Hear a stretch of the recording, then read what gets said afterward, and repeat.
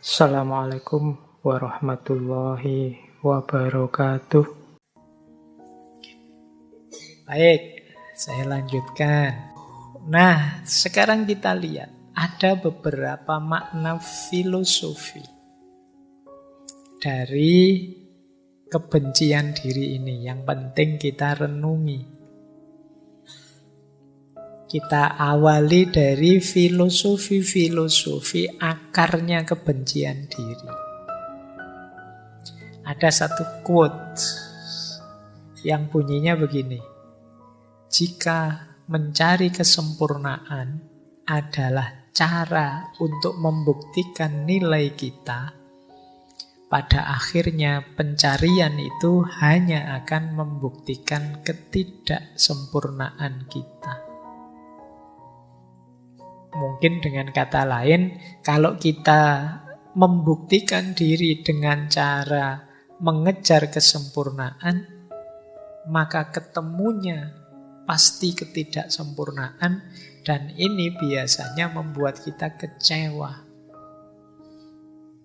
Yang bisa berkembang menjadi kebencian terhadap diri kita. Makanya ada yang bilang akarnya self-hatred itu antara lain cara berpikir yang perfeksionis.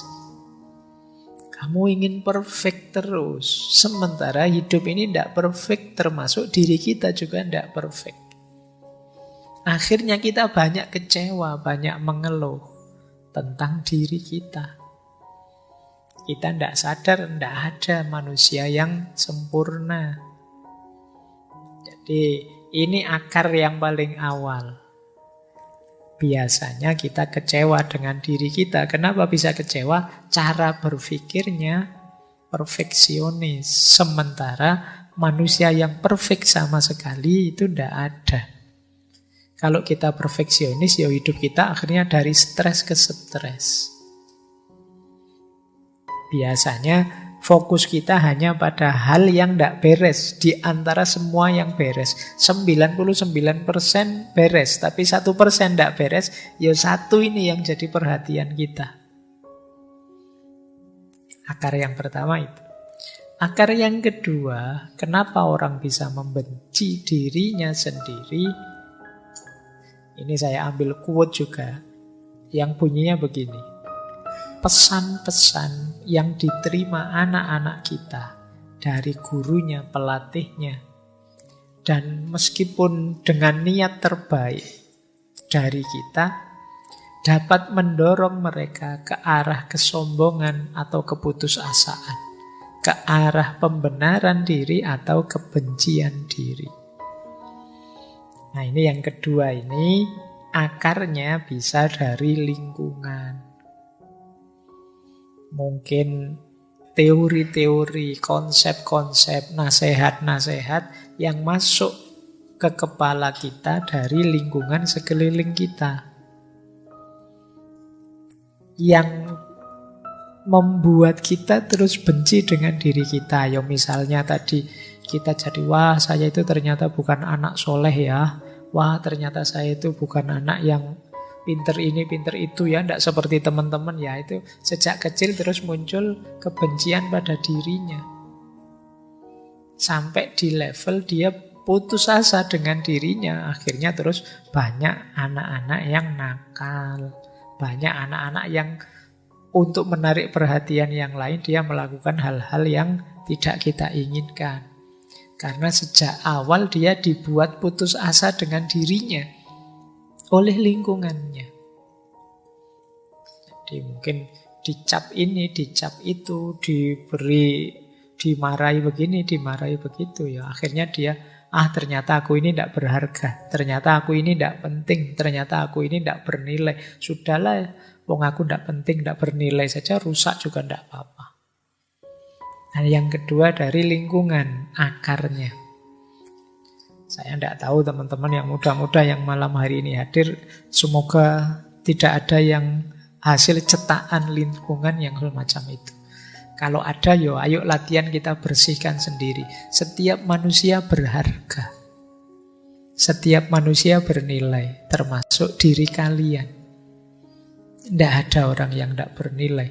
Semuanya disayangi oleh Allah.